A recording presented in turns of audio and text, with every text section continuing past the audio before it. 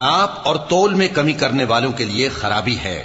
جو لوگوں سے ناپ کر لیں تو پورا لیں، اور جب ان کو ناپ کر یا تول کر دیں تو کم دیں۔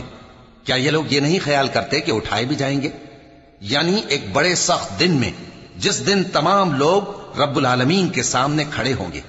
سن رکھو کہ بدکاروں کے اعمال نامے سجین میں ہوں گے، اور تم کیا جانتے ہو کہ سجین کیا چیز ہے؟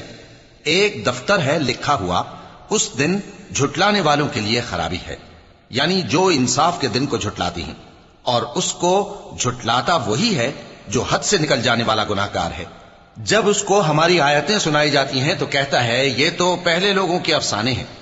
ہرگز نہیں، بات یہ ہے کہ یہ جو اعمال بد کرتے ہیں ان کا ان کے دلوں پر زنگ بیٹھ گیا ہے۔